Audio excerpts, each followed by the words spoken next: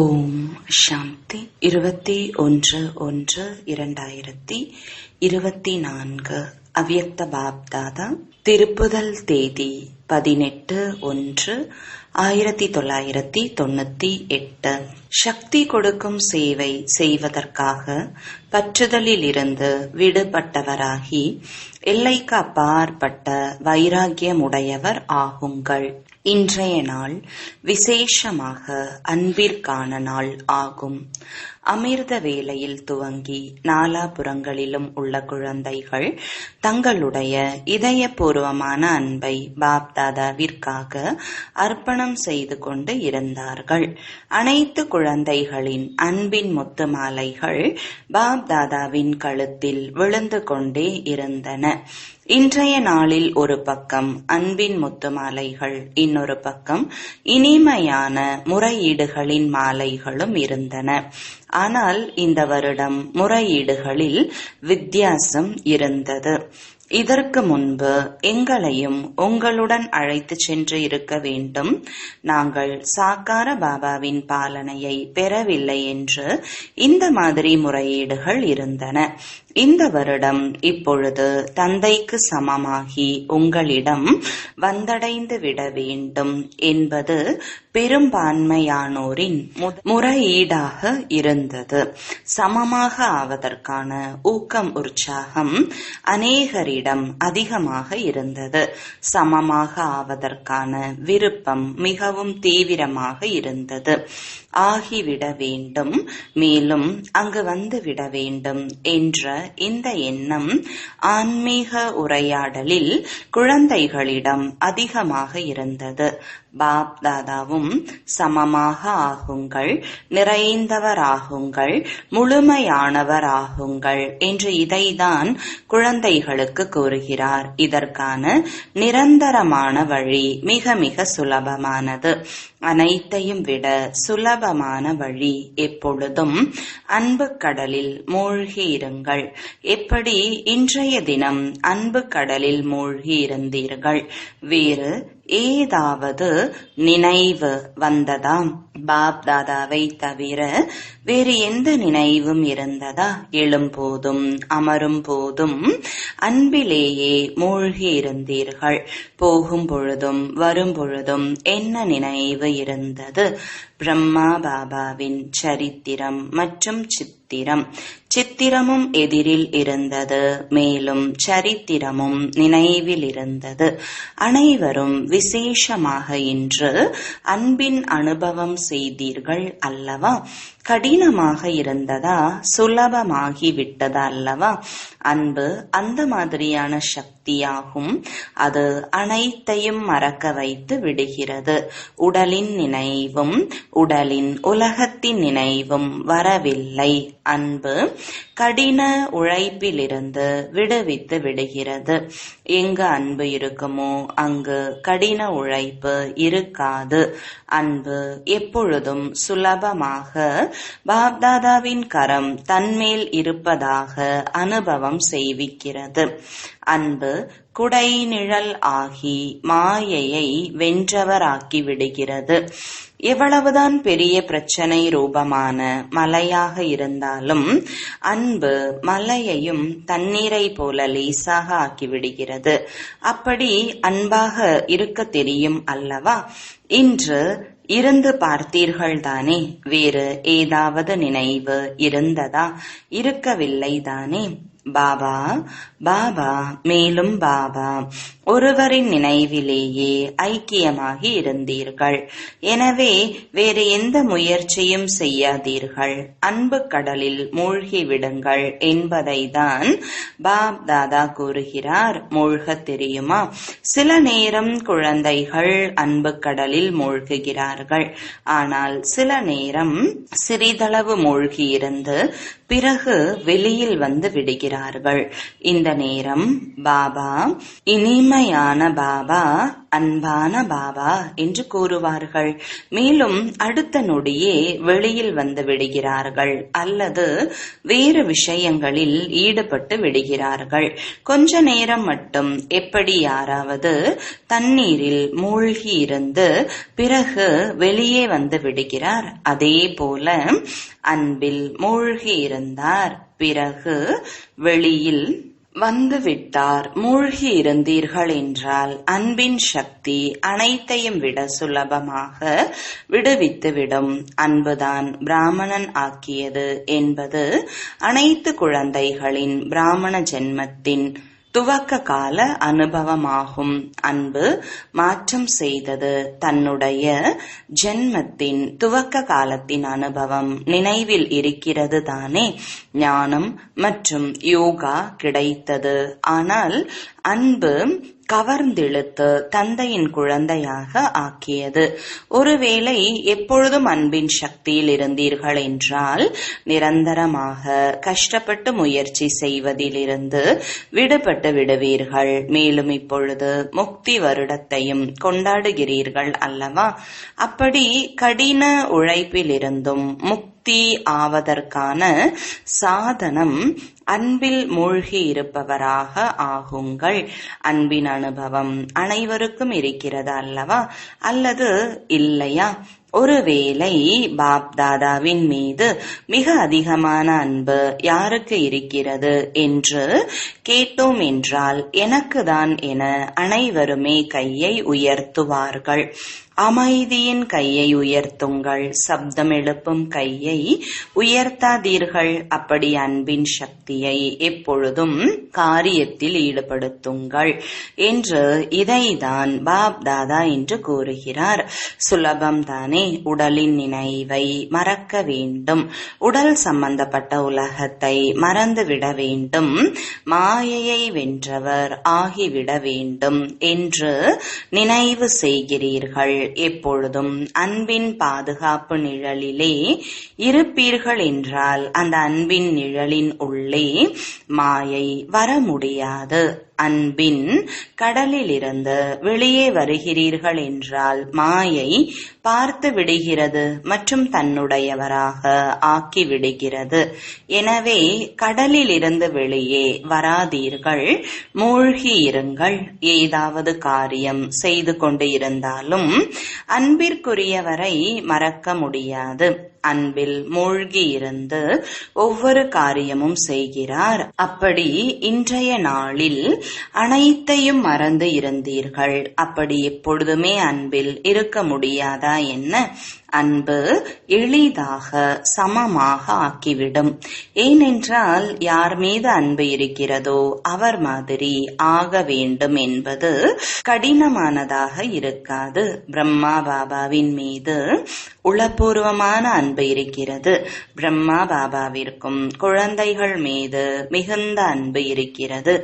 எப்பொழுதும் ஒவ்வொரு குழந்தையையும் எதிரில் வெளிப்படுத்தி சமமாக ஆவதற்காக விசேஷமாக சக்தியை கொடுத்து கொண்டே இருக்கிறார். எப்படி முந்தைய வாழ்க்கையில் ஒவ்வொரு ரத்தினத்தையும் பார்த்தார், ஒவ்வொரு ரத்தினத்தின் மதிப்பையும் தெரிந்து விசேஷமாக காரியத்தில் ஈடுபடுத்துவார். அதே போல இப்பொழுதும் ஒவ்வொரு ரத்தினத்தையும் விசேஷ ரூபத்தில் அவர்களுடைய விசேஷத்தை காரியத்தில் ஈடுபடுத்துவதற்கான எண்ணத்தை எப்பொழுதும் கொடுத்து கொண்டே இருக்கிறார். மேலும் ஒவ்வொருவரின் சிறப்பை பாராட்டி பாடிக்கொண்டே இருக்கிறார்.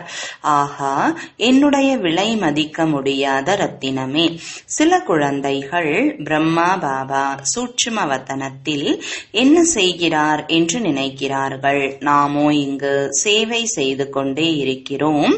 மேலும் பிரம்மா பாபா அங்கே சூட்சும வதனத்தில் என்ன செய்கிறார்?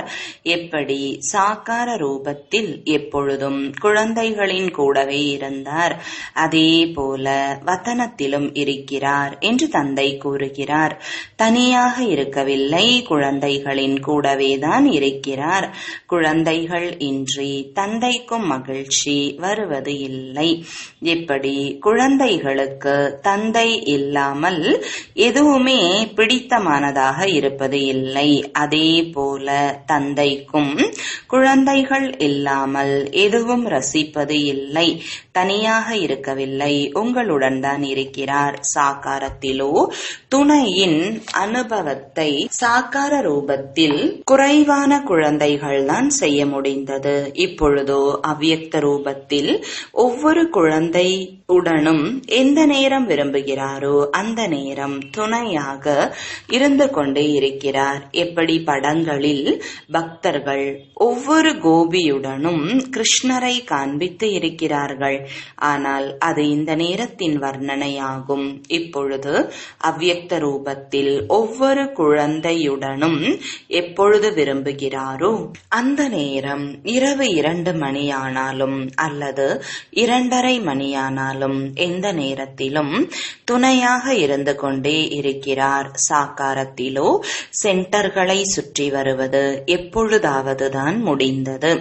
ஆனால் இப்பொழுது அவ்யக்த ரூபத்திலோ தூய்மையான இல்லறத்தையும் சுற்றி வருகிறார். தந்தையின் வேலையே என்ன?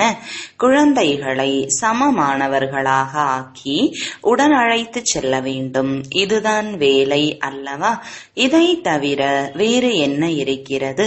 அப்படி இதிலேயே மும்முரமாக இருக்கிறார். அப்படி இன்றைய நாளில் பாப் தாதா குழந்தைகளுக்கு விசேஷமாக கடின உழைப்பிலிருந்து விடுபட வேண்டும் என்ற வரதானத்தை கொடுக்கிறார்.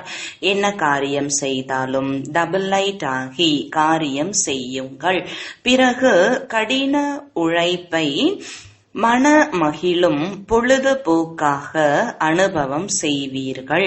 ஏனென்றால் பாப் தாதாவிற்கு குழந்தைகள் கடின உழைப்பு செய்வது, யுத்தம் செய்வது, வெற்றி மற்றும் தோல்விக்கான விளையாட்டை விளையாடுவது பிடிப்பது இல்லை. முக்தி வருடத்தை கொண்டாடி கொண்டு இருக்கிறீர்கள் அல்லவா? கொண்டாடி கொண்டு இருக்கிறீர்களா? அல்லது கடின உழைப்பிலேயே ஈடுபட்டு கொண்டு இருக்கிறீர்களா? இன்றைய தினம் விசேஷமாக கடின உழைப்பிலிருந்து விடுபட வேண்டும் என்ற வரதானத்தை நினைவில் வையுங்கள். இந்த சங்கம யுகம் கடின உழைப்பிலிருந்து விடுபடுவதற்கான யுகமாகும். மனமகிழ்வோடு இருப்பதற்கான யுகம். ஒருவேளை கடின உழைப்பு இருக்கிறது என்றால் மன மகிழ்வு இருக்காது. இந்த ஒரு யுகம் மட்டும்தான் பரமாத்மா மற்றும் ஆத்மாக்களின் மன மகிழ்வை கொண்டாடுவதற்கான யுகம் ஆகும்.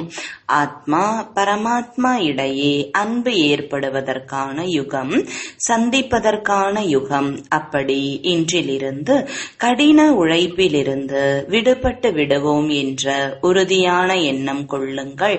விடுபட்டு விடுவீர்கள் தானே? பின்பு இங்கேயோ கையை உயர்த்தினீர்கள், அங்கு சென்ற பிறகு என்ன செய்வது, எப்படி செய்வது என்று இருக்க வேண்டாம். ஏனென்றால் பாப்தாதாவிடம் ஒவ்வொரு குழந்தையின் உறுதியான எண்ணம் எடுத்ததற்கான முழு கோப்பும் இருக்கிறது. பாப்தாதா சில நேரங்களில் குழந்தைகளின் ஃபைலை பார்க்கிறார். அடிக்கடி திடமான எண்ணம் எடுப்பீர்கள் அல்லவா? எப்போதிலிருந்து இந்த பிறவியை எடுத்தீர்களோ, மேலும் இப்பொழுது வரை இதை செய்வோம் அதை செய்வோம் என்று எத்தனை தடவை எண்ணம் வைத்தீர்கள். ஆனால் அவற்றை நிறைவேற்றவில்லை. ஆன்மீக உரையாடலை மிக நன்றாக செய்கிறீர்கள். பாப் தாதாவையும் மகிழ்ச்சிப்படுத்தி விடுகிறீர்கள். எப்படி புதியதாக வந்திருக்கும் வெளியுலக ஆத்மாக்களை பிரபாவம் செய்து விடுகிறீர்கள் அல்லவா? அதே போல பாப் தாதாவையும் பிரபாவம் செய்து விடுகிறீர்கள். ஆனால் உறுதியான எண்ணத்தின் பிரபாவம் சிறிது நேரம்தான் இருக்கிறது, எப்பொழுதும் இருப்பது இல்லை. அப்படி பாப் தாதாவிடம் இருக்கும் கோப்புகள் அதிகரித்து கொண்டே செல்கிறது.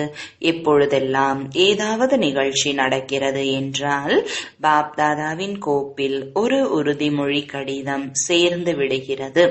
எனவே பாப் தாதா எழுத வைப்பது இல்லை. இன்று கூட அனைவரும் எண்ணத்தை உருவாக்கி கொண்டிருக்கிறீர்கள். இப்பொழுது எதுவரை இந்த மாதிரி நடக்கும், கோப்பில் காகிதம் எதுவரை இருக்கும் என்று தந்தையும் பார்த்து கொண்டே இருக்கிறார். குழந்தைகள் தந்தைக்கு சமமாக ஆகிவிட்டால் கோப்புகள் முடிவடைந்து முடிவு ஆகிவிடும். இப்பொழுதோ அநேக ஃபைல்கள் இருக்கின்றன. எனவே அன்பில் மூழ்கி மட்டும் இருங்கள். அன்பு கடலுக்கு வெளியே வராதீர்கள்.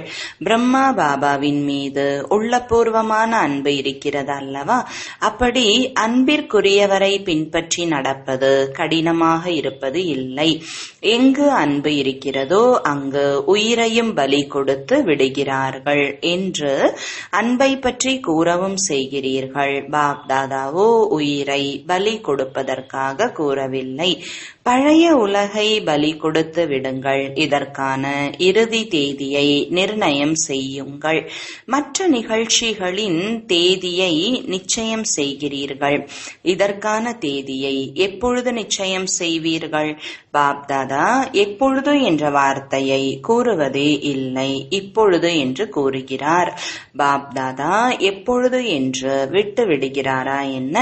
இப்பொழுது என்று கூறுகிறார். இப்பொழுது என்ன செய்ய வேண்டுமோ அதை இப்போதே செய்யுங்கள். ஆனால் பாப்தாதா சக்திசாலியானவர் அல்லவா? எனவே சக்திக்கு ஏற்றபடி இப்பொழுது என்ன கூறுகிறார்? குழந்தைகள் எப்பொழுது என்ற பழக்கத்திற்கு வசப்பட்டு இருக்கிறார்கள். எனவே பாப்தாதா இதற்கான தேதியை எப்பொழுது நிச்சயம் செய்வீர்கள் என்று கூறுகிறார். நீங்களும் எப்பொழுது எப்பொழுது என்று கூறுகிறீர்கள் என்றால் தந்தையும் எப்பொழுது என்று கூறுகிறார். இப்பொழுது நேரத்திற்கு தகுந்தாற் போல அனைவரும் எல்லைக்கு அப்பாற்பட்ட வைராகிய உள்ளுணர்வில் செல்லத்தான் வேண்டும். ஆனால் குழந்தைகளுக்கு நேரம் ஆசிரியராக ஆகக்கூடாது என்று பாப்தாதா நினைக்கிறார். எப்பொழுது தந்தை ஆசிரியர் என்றால் அந்த நேரத்தில் ஆவது என்பது நேரத்தை ஆசிரியராக ஆக்குவது. அதில் மதிப்பெண்கள் குறைந்துவிடும். இப்பொழுது கூட அநேக குழந்தைகள் நேரம் கற்றுக் கொடுத்துவிடும், நேரம் மாற்றிவிடும் என்று கூறுகிறார்கள். நேரப்படி முழு உலகத்தின் ஆத்மாக்கள் மாறுவார்கள். ஆனால் குழந்தைகள் நீங்கள் நேரத்திற்காக காத்து இருக்காதீர்கள். நேரத்தை கற்றுக் கொடுக்கும் ஆசிரியர் ஆக்காதீர்கள். நீங்கள் உலகின் ஆசிரியரின் மாஸ்டர், உலக ஆசிரியர் ஆவீர்கள், படைப்பவர் ஆவீர்கள். நேரம் படைப்பாகும் என்றால் ஹே படைக்கும் ஆத்மாக்களே, படைப்பை ஆசிரியராக ஆக்காதீர்கள். பிரம்மா பாபா நேரத்தை ஆசிரியராக ஆக்கவில்லை. துவக்கத்திலிருந்து இறுதி வரை எல்லைக்கு அப்பாற்பட்ட வைராகியம் இருந்தது. தொடக்கத்தில் இந்த அளவு உடலை கொடுத்தார், மனதை ஈடுபடுத்தினார், செல்வத்தை ஈடுபடுத்தினார். ஆனால் கொஞ்சம் கூட பற்றுதல் இருக்கவில்லை உடலை பற்றி. இது பாபாவின் ரதம் என்பது இயற்கையான வார்த்தையாக இருந்தது. என்னுடைய உடல் அல்ல, இது பாபாவின் ரதம். நான் சாப்பிடுகிறேன் என்று இல்லாமல் பாபாவின் ரதத்திற்கு உணவளிக்கிறேன் என்று கூறுவார். உடல் மேலும் எல்லைக்கு அப்பாற்பட்ட வைராகியம் மனமோ மன்மனாபவாக இருக்கவேதான் இருந்தது. செல்வத்தையும் ஈடுபடுத்தினார். ஆனால் என்னுடைய செல்வம் பணம் ஈடுபடுத்தப்படுகிறது என்று ஒரு பொழுதும் எண்ணத்தில் கூட இருந்தது இல்லை. நான் பணத்தை கொடுத்தேன், செல்வத்தை இந்த காரியத்தில் ஈடுபடுத்தினேன் என்று ஒரு பொழுதும் வர்ணனை செய்தது இல்லை. பாபாவின் பண்டாரா, கள்ளம் கபடமற்றவரின் பண்டாரா. பணத்தை தன்னுடையது என்று புரிந்து தனிப்பட்டு தனக்காக ஒரு ரூபாய் மதிப்புள்ள பொருளை கூட உபயோகித்தது இல்லை. குமாரிகள் மாதர்களின் பொறுப்பாகும்.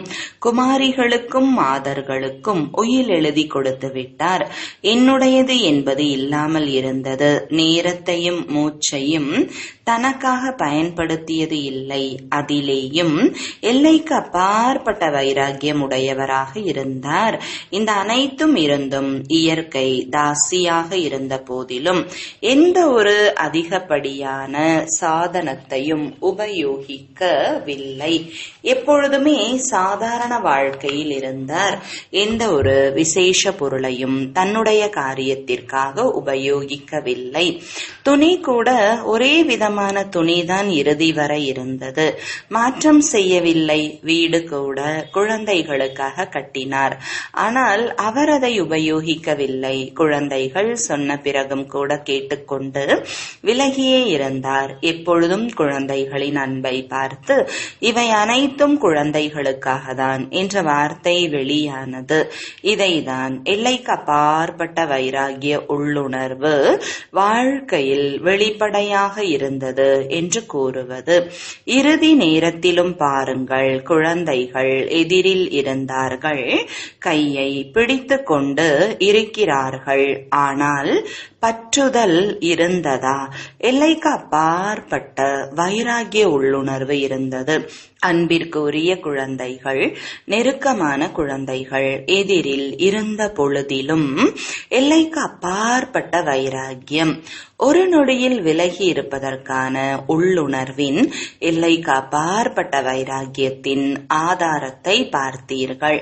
சேவை என்ற ஒரே ஒரு ஈடுபாடுதான் இருந்தது. மற்ற அனைத்து விஷயங்களிலிருந்தும் விலகிய நிலை இருந்தது. இதைதான் எல்லைக்கு அப்பாற்பட்ட வைராகியம் என்று கூறுவது. இப்பொழுது நேரத்திற்கு ஏற்றாற் போல எல்லைக்கு அப்பாற்பட்ட வைராகிய உள்ளுணர்வை வெளிப்படுத்துங்கள்.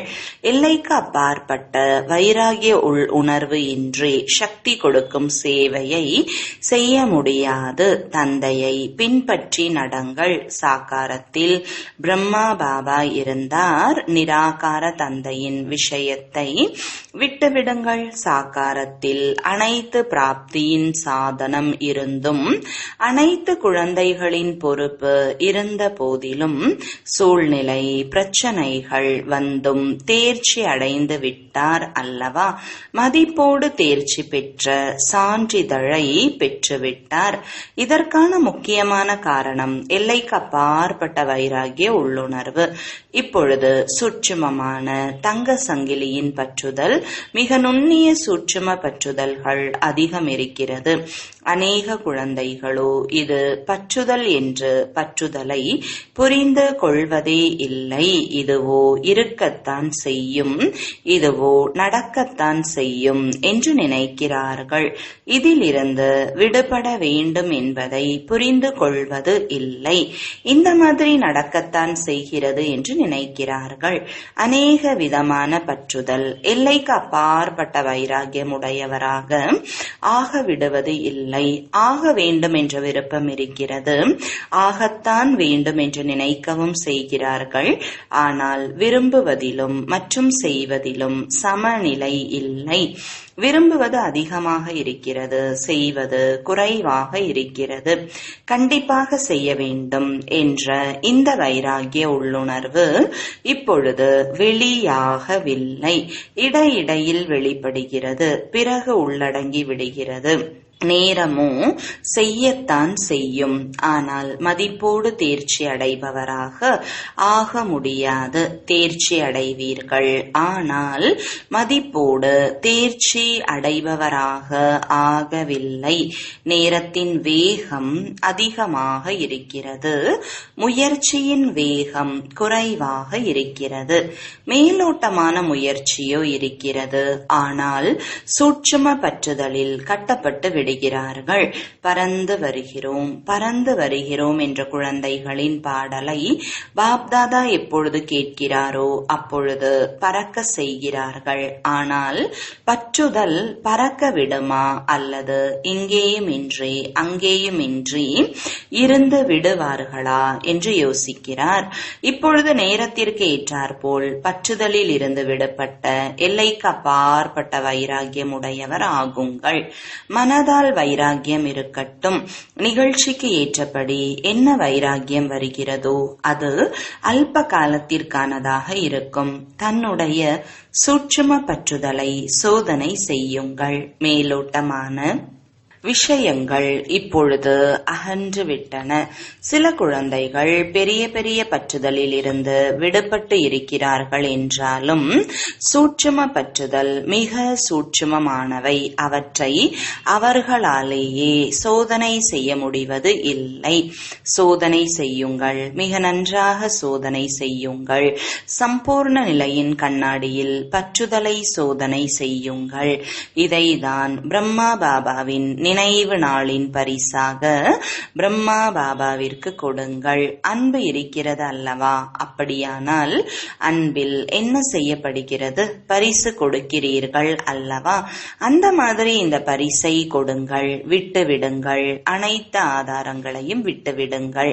விடுபட்டு விடுங்கள். குழந்தைகளில் ஊக்கம், உற்சாகம் எழுகிறது. சுய முன்னேற்றத்திற்காக மிக அதிக நல்ல நல்ல எண்ணத்தை வைக்கிறார்கள் என்று பாப்தாதா மகிழ்ச்சி அடைகிறார். இப்பொழுது அந்த எண்ணங்களை செய்து காண்பியுங்கள். நல்லது. நாலாபுறங்களிலும் உள்ள பாரதம் மற்றும் வெளிநாட்டில் அன்பில் மூழ்கி இருக்கும் அன்பிற்குரிய குழந்தைகளுக்கு எப்பொழுதும் தந்தையின் அன்பு கடலிலேயே மூழ்கி இருக்கக்கூடிய மிக நெருக்கமான ஆத்மாக்களுக்கு எப்பொழுதும் பிரம்மா பாபாவின் சிறப்புகளை தன்னில் தாரணை செய்யக்கூடிய உயர்ந்த ஆத்மாக்களுக்கு எப்பொழுதும் கடினத்திலிருந்து விடுபட்டு மனமகிழ்ச்சியில் இருக்கக்கூடிய பரமாத்மா அன்பில் பறக்கக்கூடிய ஆத்மாக்களுக்கு தந்தைக்கு சமமாக ஆக வேண்டும் என்ற எண்ணத்தை நடைமுறையில் கொண்டு வரக்கூடிய அந்த மாதிரி திலாராம் தந்தையின் இதயத்தில் நிரம்பி இருக்கும் குழந்தைகளுக்கு விசேஷமாக இன்றைய தினம் பிரம்மா பாபாவின் பல கோடி மடங்கு அன்பு நினைவுகளை ஏற்றுக்கொள்ளுங்கள். பாப் தாதாவோ எப்பொழுதுமே குழந்தைகளின் இதயத்தில் இருக்கிறார். சூட்சும வதனத்தில் இருந்த போதிலும் குழந்தைகளின் இதயத்தில் இருக்கிறார் என்றால் அந்த மாதிரி இதயத்தில் நிரம்பி இருக்கும் குழந்தைகளுக்கு பாப் தாதாவின் அன்பு என்ற முத்துகளை தட்டுகளில் நிரப்பி வழிய வழிய அன்பு நினைவுகள் மற்றும் நமஸ்காரம் கொடுக்கிறார். ஆன்மீக தந்தைக்கு ஆன்மீக குழந்தைகளின் அன்பு நினைவுகளும் வணக்கங்களும். வரதானம் சங்கல்பம் என்ற விதையை எப்பொழுதும் சக்திசாலியாக ஆக்கக்கூடிய ஞான சொரூப ஆத்மா ஆகுக. விளக்கம்: ஞானம் கேட்பது மற்றும் சொல்வதன் கூடவே ஞான சொரூபம் ஆகுங்கள். ஞான சொரூபம் என்றால் ஒவ்வொரு எண்ணம், வார்த்தை மற்றும் கர்மம் சக்திசாலியாக இருப்பதும் வீணானவை முடிந்து போவதும் ஆகும். எங்கு சக்தி உள்ளதோ அங்கு வீணானது இருக்க முடியாது. பிரகாசம் மற்றும் இருள் சேர்ந்து இருக்காது. ஞானம் என்பது பிரகாசம், வீணானது என்பது இருள். ஆகையால் ஞான சொரூப ஆத்மா என்றால் ஒவ்வொரு எண்ணம் என்ற விதை சக்தி நிறைந்ததாக இருக்க வேண்டும். யாருடைய எண்ணம் சக்தி வாய்ந்ததாக இருக்கிறதோ அவர்களுடைய பேச்சு, கர்மம், சம்பந்தம் சகஜமாகவே சக்தி நிறைந்ததாக ஆகிவிடுகிறது. ஸ்லோகன்: சூரிய வம்சத்தில் செல்ல வேண்டும் என்றால் யோகி ஆகுங்கள், போர் வீரர் ஆகாதீர்கள். அவ்யக்த அமைதி மூலம் டபுள் லைட் ஃபரிஷ்தா ஸ்திதியின் அனுபவம் செய்யுங்கள். டபுள் பொறுப்பு இருக்கும் போதிலும் டபுள் லைட்டாக இருங்கள். டபுள் லைட்டாக இருப்பதால் லௌகீக பொறுப்பு ஒரு பொழுதும் சோர்வடைய செய்யாது. ஏனென்றால் நீங்கள் ட்ரஸ்டி ஆவீர்கள். ட்ரஸ்டிக்கு என்ன களைப்பு இருக்க முடியும்? தன்னுடைய இல்லறம், தன்னுடைய குடும்பம் என்று புரிந்து கொண்டால் சுமையாக இருக்கும். தன்னுடையதே அல்ல என்றால் எந்த விஷயத்தின் சுமை இருக்கும்? முற்றிலும் விடுபட்டவர் மற்றும் அன்பானவர், பாலகன் மற்றும் எஜமானன். குறிப்பு: இன்று மாதத்தின் 3வது ஞாயிற்றுக்கிழமை, சர்வதேச யோக தினம். பிரம்மாவின் குழந்தைகள் அனைவரும் குழுவாக மாலை 6:30 மணி முதல் 7:30 மணி வரை விசேஷமாக தன்னுடைய ஆக்காரி ஃபரிஷ்தா சொரூபத்தில் நிலைத்திருந்து டபுள் லைட் ஃபரிஷ்தா ஆகி பாப் தாதாவுடன் இணைந்து உலகை வலம் வந்து கொண்டே அனைவருக்கும் அனைத்து சக்திகளையும் கொடுப்பதற்கான சேவை செய்யவும். ஓம் சாந்தி.